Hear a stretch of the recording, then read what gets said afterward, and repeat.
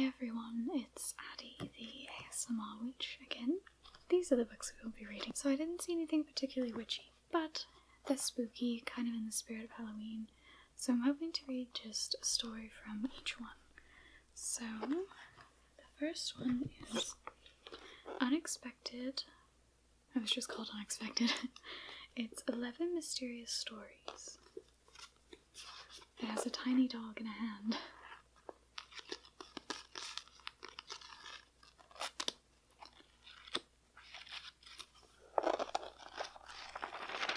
Smells like an old book.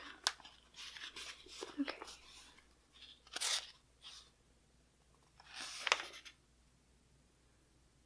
Let's see.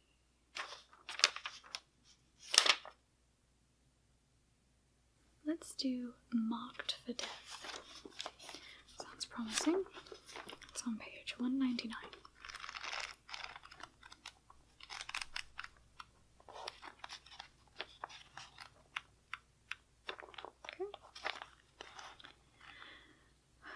So this is Marked for Death by Will Weaver. Oh, this is one of those that starts and then goes back to the... That's not how I typically enjoy my stories, but never mind, continuing on. Eyes on the ground, clutching my hunting rifle, I hurry along the forest trail. I tell myself this is not happening, this is not real, but the glistening red dabs along the trail grow to spatters and splashes, and there, at the base of a tree, is a large spray of colour, as if a paintball has exploded. Ahead I hear a groaning. It is not the sound of a deer. It is human.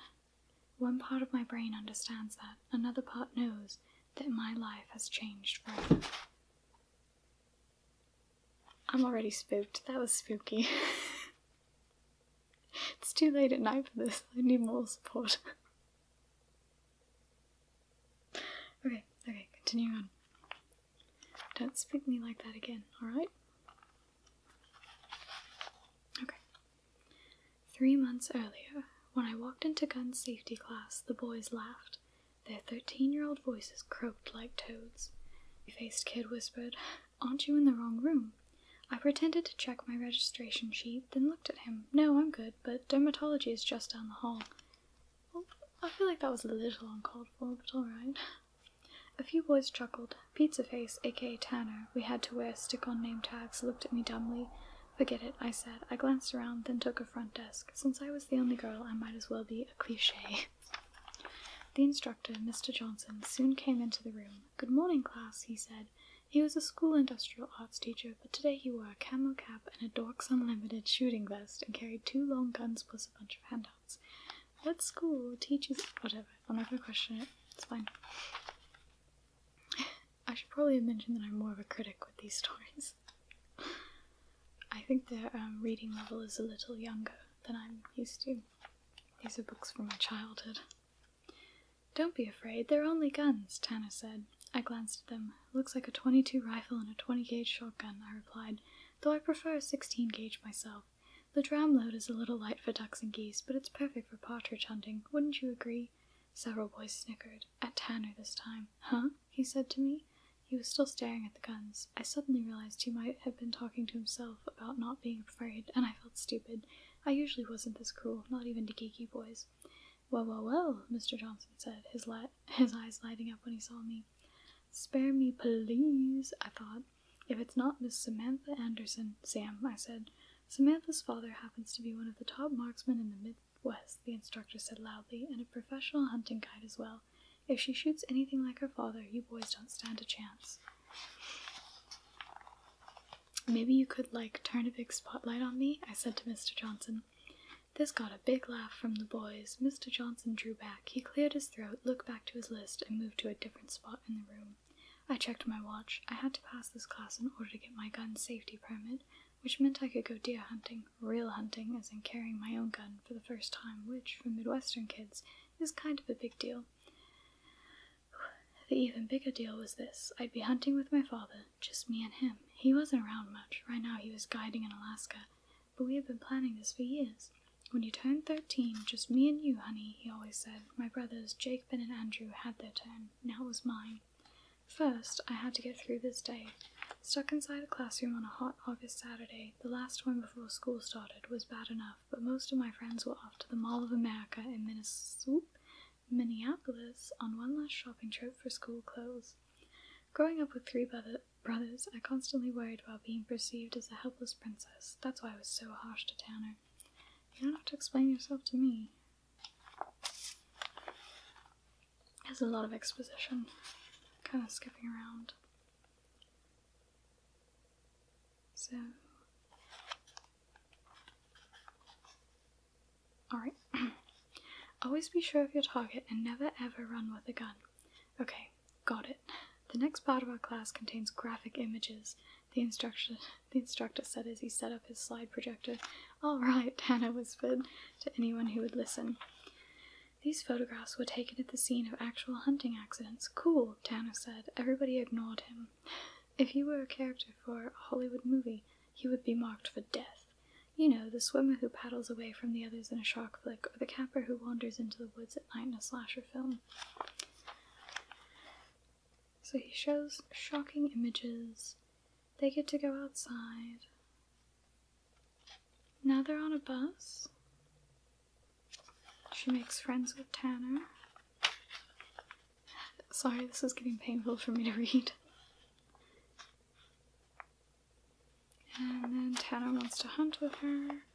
His real parents died, or is in prison. Oh, it's October. Okay, now they went out hunting. He's not a very good shot.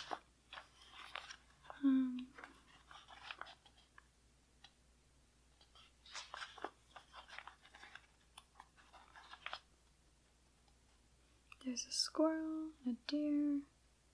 Spikebuck, my father said. Let him pass. So apparently he shot at a deer and he hit it, but he also shot himself. I don't know.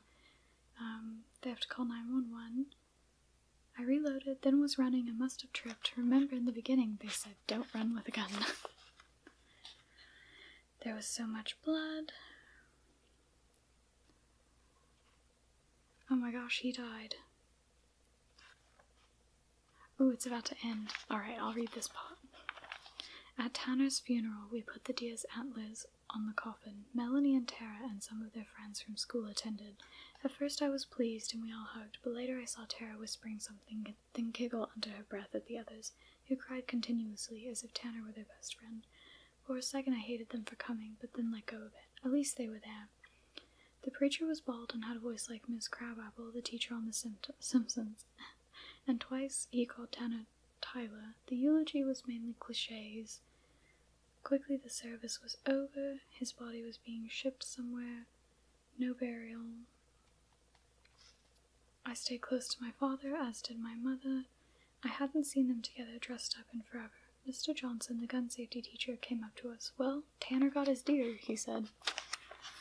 I realized one thing about funerals. People say incredibly stupid things. He wasn't ready to hunt, my father said, staring across the room. I should have known that. It's all he wanted to do. Go hunting just one time, Mr. Johnson said. Is Tanner dead? I'm calling it. Excuse me, my father said. I could see the pain in his eyes. Let's go, Daddy, I said. He nodded and let me take him by the arm and out the door. I've been thinking, my father said. I have an offer to manage a sporting goods store here in La Crosse. My mother looked up quickly. He swallowed. I'm thinking of taking it. We all stared at him. The owner wants to sell eventually, and I've got some ideas on new sports lines, new gear.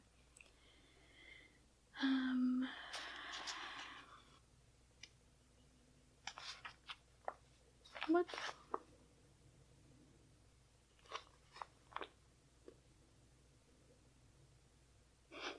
Well, the author's note explains it to me since I just asked what. It says, Marked for Death is a bit of a role reversal. It's a story.